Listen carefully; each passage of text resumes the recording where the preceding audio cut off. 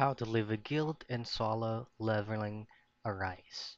Now, this method or process is very easy as long as you follow along, then you won't have any problems in the future.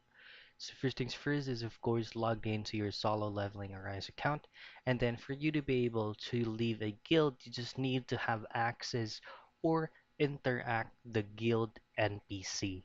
After interacting with the guild NPC, you will now then have access of all the informations or descriptions that your guild has.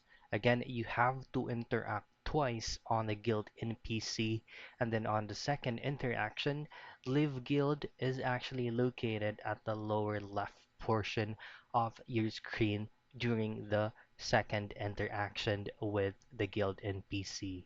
So that's it. That's how you leave a guild on solo leveling Arise.